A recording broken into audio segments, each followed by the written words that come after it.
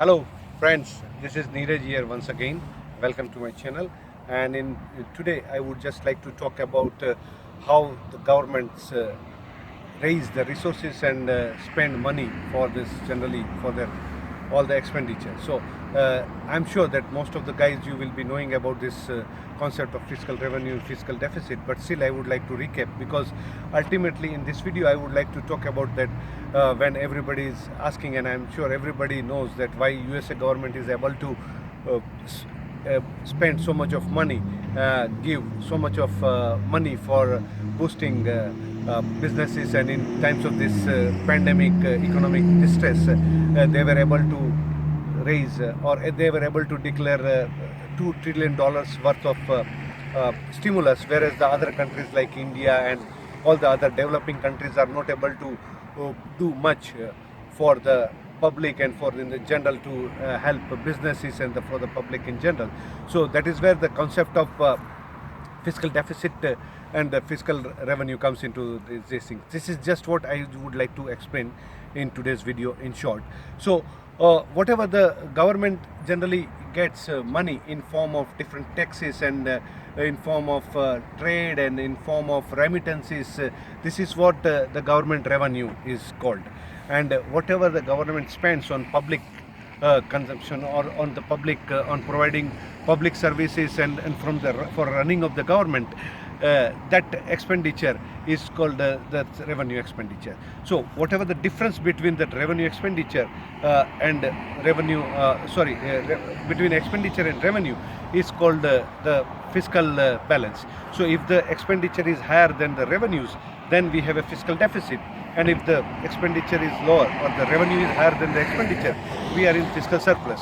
So most of the countries in the world generally have a fiscal deficit, and India also is having fiscal deficit. USA also has the fiscal deficit. Now what is the difference between USA and other countries is that USA's currency or US dollar is the international lead reserve currency basket. So all the trades in the world mostly are done in terms of the US dollar. All the goods are valued in terms of US dollar. So as such, all the other countries' currencies are pegged against US dollar. As such, they don't have to, for them, for USA, it's dollar only. You know, it doesn't go up or down for them, it doesn't matter. So that is the reason they can keep on printing and keep on producing this, giving stimulus to the country, to the people.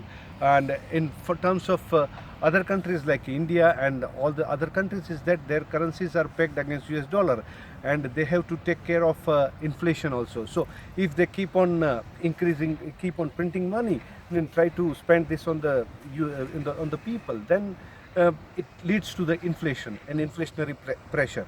And the second point is that most of this by printing money, and the second is how the government raises resources when the revenue is not enough to cover the expenses.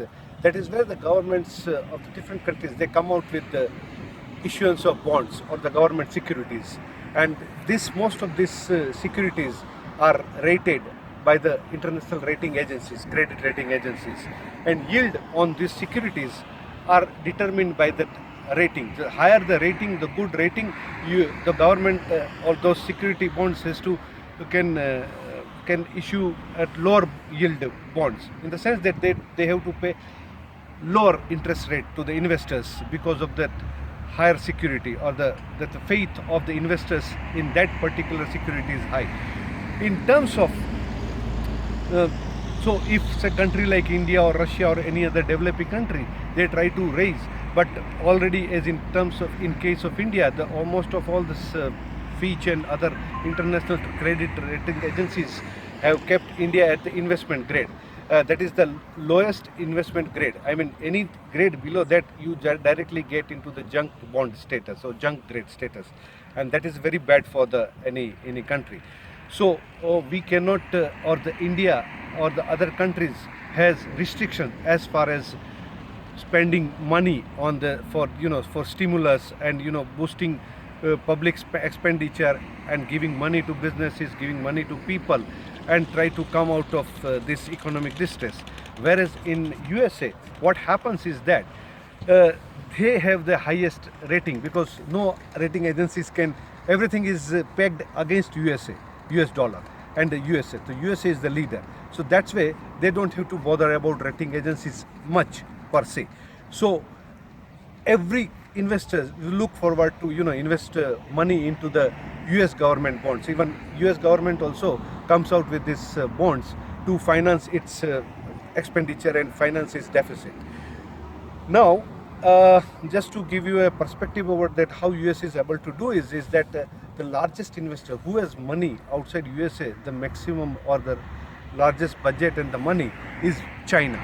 So the biggest investors in US securities or US government bonds outside US is China. It's holding more than 1.2 trillion dollars worth of US government bonds are held by Chinese investors. Now, in this pandemic situation where the economy has come to a halt and distress is spreading to one by one countries, so any future deficit of USA will have to be funded by the issuance of more government securities and more government bonds. So who will be able to, where are the investors who has money to invest in these bonds? So as you know that China is as we told about that China is the largest investor in US security bond. But now with this pandemic and all this economic distress, even China, I don't think so, will be in position to keep on investing money. And also another point is that currently there is a lot of kind of a world of wars going between China and USA as far as this origin of pandemic and blame game of each other is going on. And China has also because of this, China also will be careful. Chinese investors will be careful about investing in USA.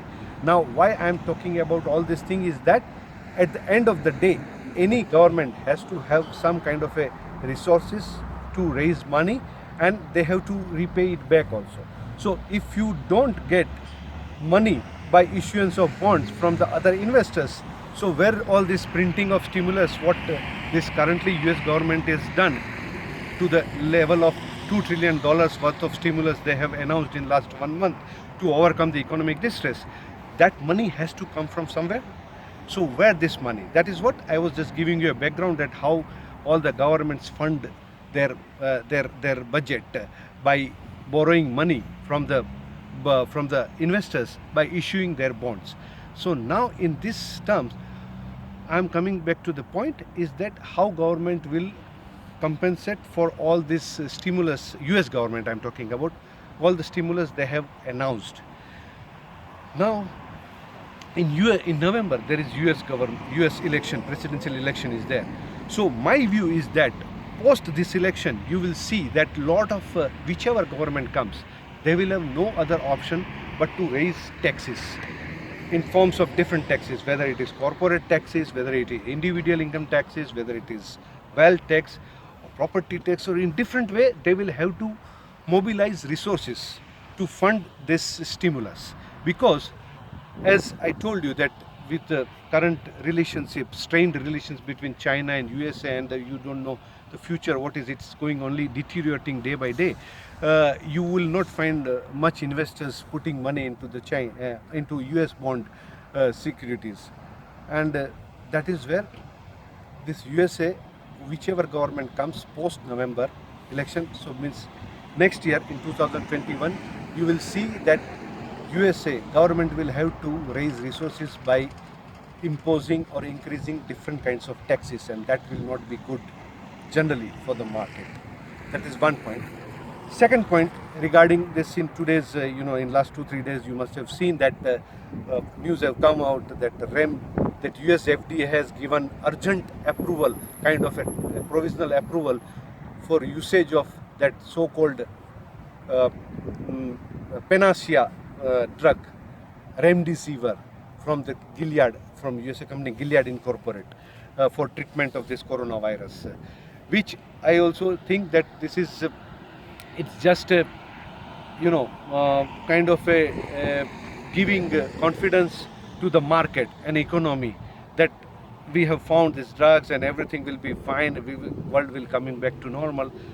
In my personal opinion, in my personal view, that without this is when you look at some poor problem from a different angle and not from that core angle of the problem. Like most of this government, or particularly US government, is looking at this coronavirus problem as an economic problem and not as a health problem. So even this hurried announcement of Gilead's so-called panacea drug called Remdisivar for this treatment of coronavirus is also, I put it in that perspective only, that they are not looking at it as a health business. They just want to boost up market and the sentiments of the investors and the economy, rather than trying to go for the solution. That is why all these hogwash announcements are happening.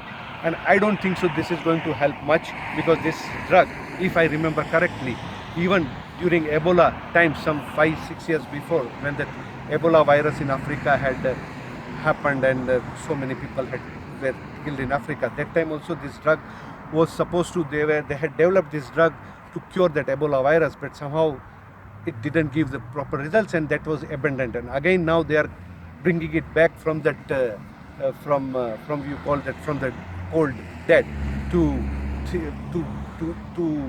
push it as some kind of a cure for coronavirus. So in the same breath, I would like to tell that this drug is also not going to help much, as it is just not used for the treatment, but by this just government announcement and to make it a feel-good factor.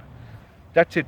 I just wanted to give you a little update about what is happening in generally and in the life. And as you can see, in Russia also, its pandemic has increased, and today is the highest. 10,000 cases has come, but let's see, let's hope for the best, and I'm sure people will have to take precautions. But my personal view is also that life has to move on with certain restrictions, with certain precautions, and I firmly believe that despite of all these things, we will come back strongly mid-May, and by the end of this month, I'm sure activities and economic activities has to start, because at the end of the day, Russia also, like India, is not USA, and it has limited resources. So we all have to be together in fighting this pandemic. Thanks a lot, and thank you once again. This is Niraj here from Moscow, giving my perspective. And if you like this video, if you like my channel, you please subscribe it, you please share it with your friends, and popularize it. And if you really like, my personal details, my account details are also given. As you know that it takes a lot of effort to make research and to bring this video to you, and to sustain my channel, and to sustain independent views from the independent expert. So you please donate also, whatever it is there. It's just to help me in coming out with sustaining this channel. All these details of how you can donate is given in the downward in the description. That's it. Thanks once again. This is Niraj here from Moscow. Ciao.